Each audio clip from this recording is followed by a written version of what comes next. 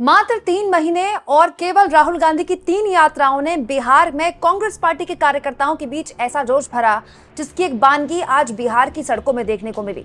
दोस्तों, पलायन रोको नौकरी दो यात्रा को लेकर कन्हैया कुमार पिछले काफी दिनों से सड़कों पर हैं और आज कुछ ऐसी ही तस्वीर सड़क पर तब और देखने को मिली जब कन्हैया कुमार को पुलिस ने हिरासत में ले लिया। दोस्तों, कन्हैया कुमार की आज की यात्रा का बहुत अहम दिन था और आज उनकी इस यात्रा में न केवल उन्होंने कार्यकर्ताओं को संबोधित किया बल्कि कांग्रेस पार्टी की रणनीति भी स्पष्ट की। लेकिन उससे पहले दोस्तों, कन्हैया कुमार और उनके जो पार्टी के कार्यकर्ता हैं वो नीतीश कुमार यानी कि मुख्यमंत्री के घर का घेराव करने पहुंचे। लेकिन उससे पहले ही उन्हें हिरासत में ले लिया गया।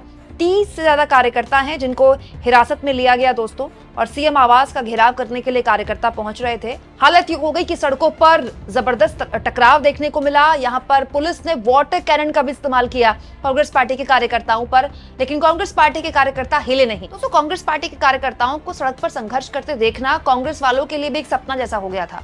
कांग्रेस पार्टी बिहार में पूरी तरह से तेजस्वी यादव या लालू प्रसाद यादव की पार्टी यानी कि आरजेडी पर निर्भर है और इस पूरे गठबंधन में, इंडिया गठबंधन में बिहार के अंदर कांग्रेस छोटे भाई की भूमिका में रहती है और आरजेडी बड़े भाई की भूमिका में रहती है। लेकिन केवल राहुल गांधी की इस साल में 3 यात्राओं ने बिहार में जो कांग्रेस पार्टी के कार्यकर्ता हैं उनके अंदर इतना जोश भर दिया कि उसका एक ट्रेलर आज सड़कों पर कुछ इस तरह से देखने को मिला। दोस्तों, पुलिस ने जब कन्हैया कुमार सहित तमाम पार्टी के कार्यकर्ताओं को हिरासत में लिया तो कन्हैया कुमार ने सीधा आरोप लगाया बीजेपी पर कि दरअसल बीजेपी ने नीतीश कुमार को जकड़ लिया।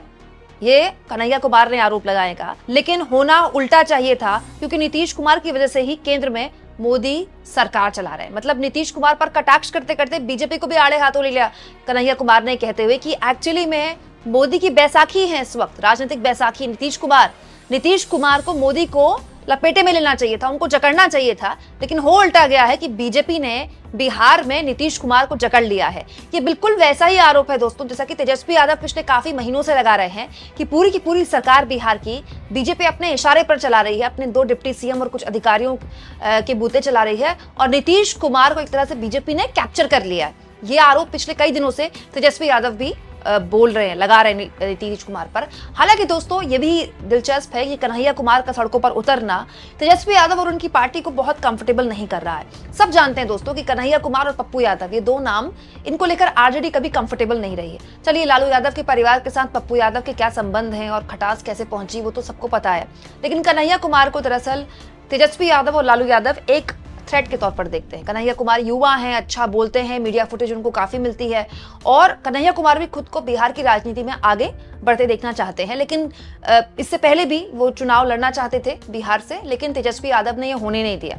लेकिन अब कन्हैया कुमार को सड़कों पर उतारकर राहुल गांधी ने या फिर ये कहने कांग्रेस पार्टी ने 2 काम किए हैं। एक, कन्हैया कुमार को चेहरा बना दिया। दूसरा, नौकरी की बात के जरिए सड़क पर कांग्रेस पार्टी के कार्यकर्ताओं को संघर्ष करते दिखा दिया।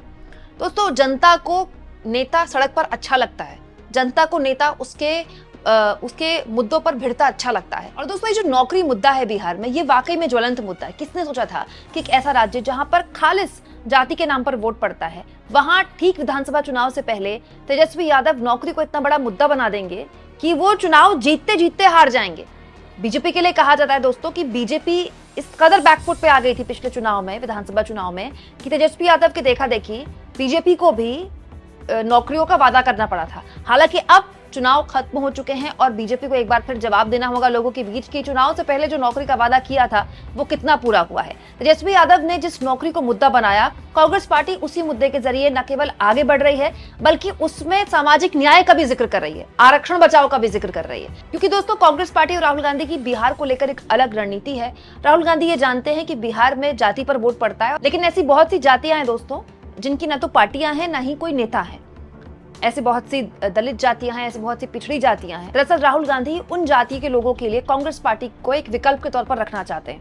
इसीलिए वो एक बार संविधान की बात भी करते हैं और दूसरी ओर उनके कार्यकर्ता नौकरी की बात के लिए सड़क पर संघर्ष करते भी दिखाई देते हैं।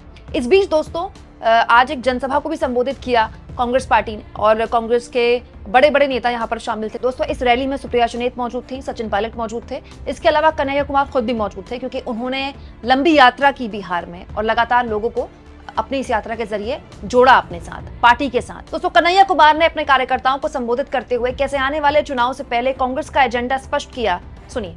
कि आज का तारीख ही पटना के लिए क्यों चुना गया है।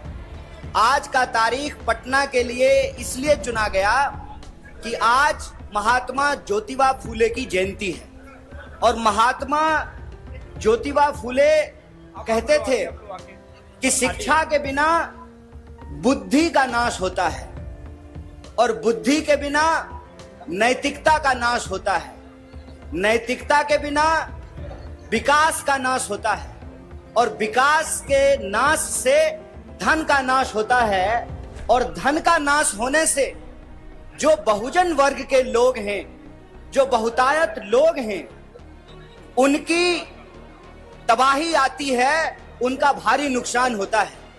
तो महात्मा ज्योतिबा फूले शिक्षा पर जोर देते थे और कहते थे कि बहुतायत लोगों के लिए, समाज के जो गरीब लोग हैं, शोषित लोग हैं, पीड़ित लोग हैं, उनका कल्याण शिक्षा से हो सकता है, इसीलिए उनको शिक्षा पे जोर देना चाहिए। लेकिन आज शिक्षा की हालत यह है कि जो शिक्षण संस्थान है उस पर लोगों को भरोसा नहीं है, जो सरकारी शिक्षण संस्थान है, और उसमें जो पढ़ने वाले लोग हैं जिस तरीके से वो पढ़ते हैं कि वो मजबूर हैं शिक्षा की कमी के चलते पलायन करने को लेकर के। जब शिक्षा नहीं मिलेगी तो रोजगार भी नहीं मिलेगा और जब रोजगार नहीं मिलेगा तो परिवार और समाज का विकास भी नहीं होगा। और ये शिक्षा की कमी, रोजगार की कमी, कानून व्यवस्था की कमी आज हमको इस राह पर ला करके खड़ा किया है कि भारी संख्या में लाखों लोग बिहार से पलायन करते हैं, अपनी जरूरत को पूरा करने के लिए दूसरे राज्यों में जाते हैं। और यह जो पलायन है इसके बारे में याद रखिएगा कि ये सिर्फ बेहतरी के लिए नहीं बल्कि मजबूरी के लिए भी करना पड़ता है। इसीलिए इस पलायन के दंश से बिहार को निकालना जरूरी है। और जब हम बिहार को पलायन के दंश से निकालना चाहते हैं तो यहाँ एक बात कहना बहुत जरूरी है। आज देश में एक साजिश चल रही है कि शोषण के खिलाफ जो ऐतिहासिक संघर्ष रहा है उन ऐतिहासिक संघर्षों को भुला दिया जाए। जो वंचित वर्ग के लोग हैं, जो गरीब हैं, जो शोषित हैं, जो पीड़ित हैं, उनके मन में यह विश्वास बैठा दिया जाए, ये भ्रम बिठा दिया जाए कि आज के इस शोषण के दौर से लड़ा नहीं जा सकता है। इतिहास के शोषण के खिलाफ संघर्षों को इसलिए भुलाया जाता है कि मौजूदा समय का जो शोषण है उसको बचा करके रखा जा सके और जो शोषित वर्ग है वो अपने हक के लिए आवाज नहीं उठा सके, अपने अधिकार के लिए संघर्ष नहीं कर सके। जो बढ़ती हुई महंगाई है, जो बढ़ती हुई बेकारी है, जो असमानता है, जो गरीबी है, जो शिक्षा और स्वास्थ्य की कमी है, उसके खिलाफ लड़ने वाली जवान जो है वो मुखर ना हो पाए, वो बुलंद ना हो पाए। इसीलिए इतिहास के संघर्ष को भुलाने की कोशिश की जाती है। इसीलिए मैं आपको बता दूं कि सरकार ने, सेंसर बोर्ड ने महात्मा ज्योतिबा फूले और माता सावित्रीबाई फूले के ऊपर जो फिल्म बनी उस फिल्म पर रोक लगा दिया, उसको प्रतिबंधित कर दिया। हम कहते हैं कि जब तमाम तरह का फाइल बन रहा है, पता नहीं केरल फाइल, लंदन फाइल, कौन कौन सा फाइल बन रहा है, तमाम तरीके की सरकार की प्रोपेगेंडा फिल्में जब बन रही है तो महात्मा फूले और ज्योतिबा फूले और सावित्रीबाई फूले के ऊपर जो बनने वाली फिल्म है उसको क्यों बंद किया गया है? उसको इसलिए बंद किया गया है कि देश के भीतर जो शोषित पीड़ित लोग हैं वो अपनी आवाज को बुलंद नहीं कर सकें।